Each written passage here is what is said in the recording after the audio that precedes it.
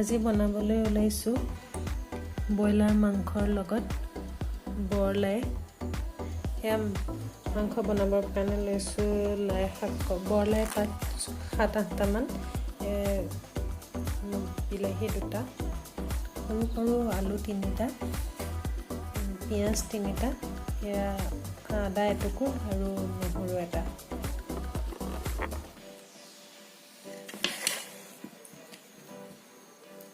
আলুখিনি টুকুৰা কৰি কাটি লৈছোঁ। লাই শাকৰ লগত ব্ৰইলাৰ মাংস তেনেই সহজ ৰেচিপি, সকলোৱে বনাই খায়ে থাকে, কিন্তু চবৰে বনোৱা পদ্ধতিটো বেলেগ হয়। মইনো কেনেকৈ বনাওঁ তাকেই চাওকচোন ভিডিঅ'টো।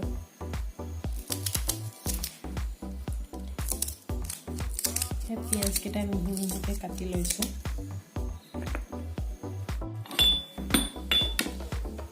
আদা নহৰুখিনিও খুন্দনাত দি খুন্দি ল'ম।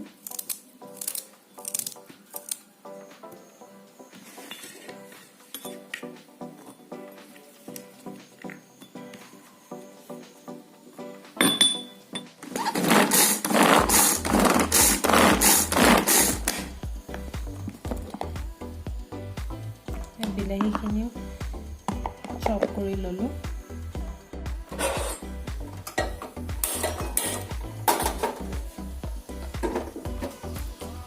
কেৰাহী পাতি দিছোঁ গৰম হ'বলৈ।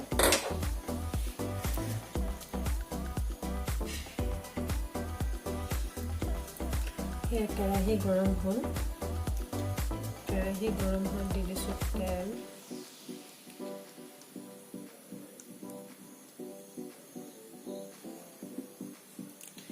সেয়া আলুকেইডোখৰ ভাজি লৈছোঁ।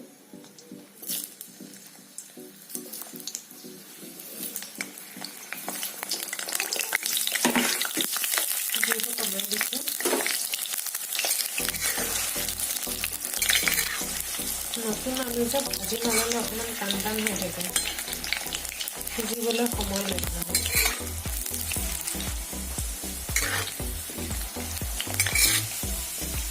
আলু ভাজা হৈ গৈছে, আলুকেইডোখৰ উঠাই লৈছোঁ। নাই দুনো বনাই আছোঁ, হ'ব আৰু ৰ'বা। তেলতে দি দিছোঁ তেজপাত 2টা,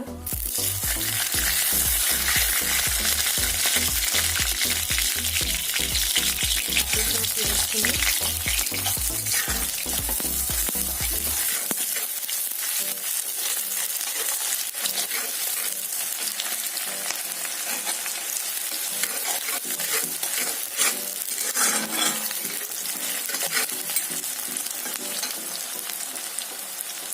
জলকীয়া দি দিছোঁ, মই গোটাকৈ দি দিছোঁ।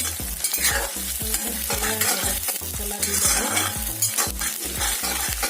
বেছিকৈ খালে মানে অকণমান জুইটো বহাই লৈ পিঁয়াজখিনি ভাজি লৈ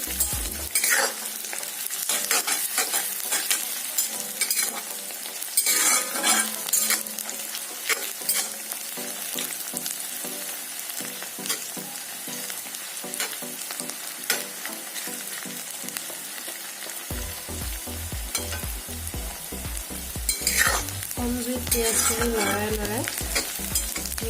অলপ কালাৰ এটা অহালৈকে ভাজি লওঁ।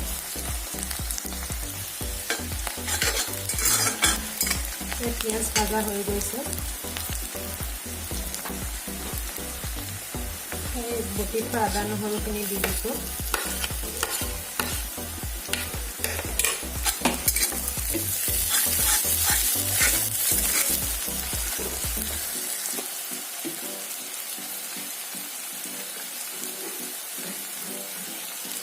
আধা চামুচ জিৰা দি দিছোঁ ইয়াতে।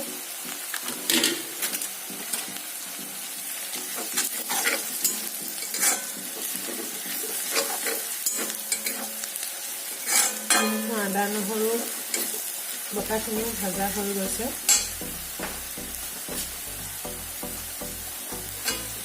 দি দিছোঁ ইয়াতে মাংসখিনি। মাংস 1/2 কিলো আছে।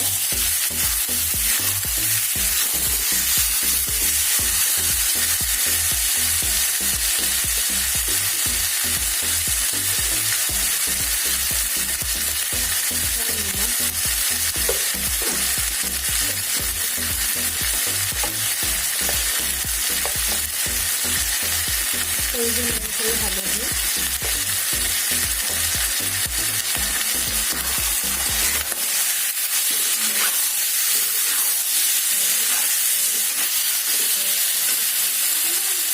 ইয়াতে আলুখিনি দি দিছোঁ।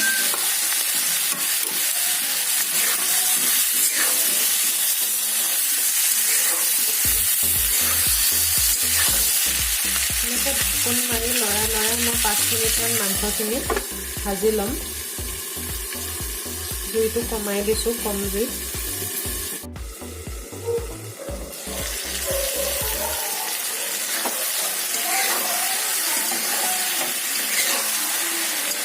মাংসখিনি আকৌ এবাৰ লৰাই দিছোঁ। অলপ জুইটো বঢ়াই দিওঁ।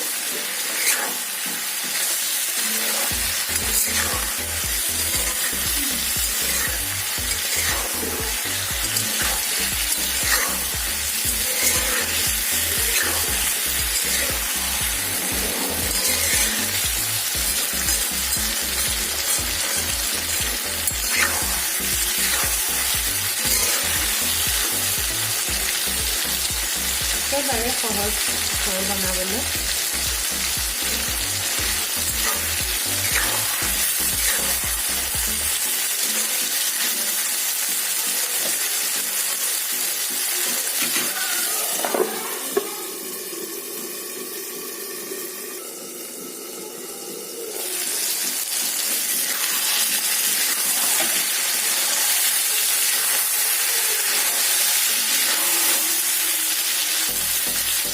মাংস ভাজা হৈয়ে গৈছে।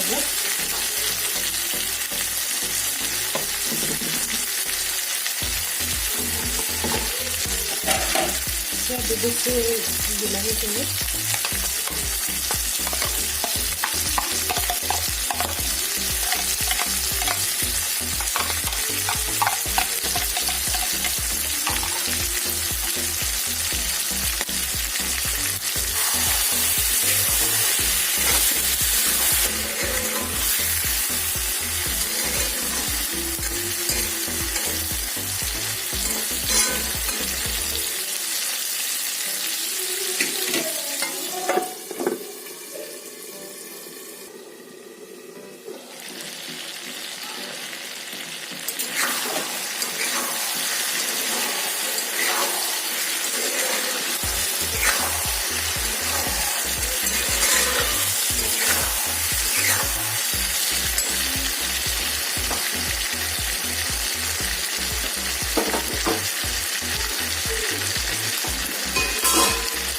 এতিয়া দি দিম ইয়াতে লাই পাতখিনি। এনেকৈ হাতেৰে চিঙি ডাঙৰকৈ দি দিছোঁ।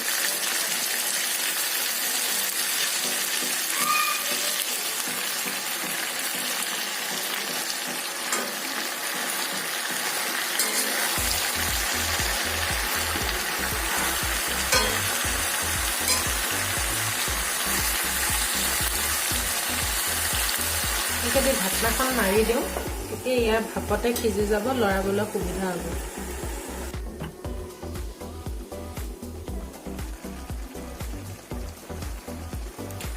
জুইটো বহাই লৈছোঁ। জহি গৈছে গৈ।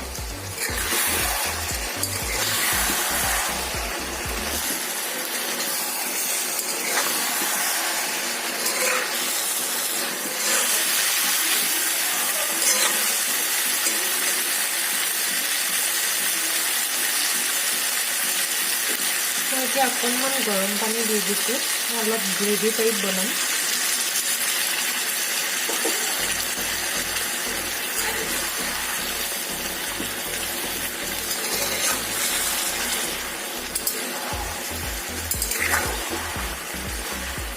মাংসখিনি দেখিছেনে কি ধুনীয়া কালাৰ এটা আহিছে লাই পাতখিনিৰ লগত। আপোনালোকে কেমেৰাত ধৰিব পাৰিছেনে নাই নাজানো, কিন্তু মানে ৰিয়েলত বহুত ধুনীয়া লাগিছে দেখিবলৈ। অকণমান উতল এটা আহিবলৈ দি মই নমাই থৈ দিম এইখিনি।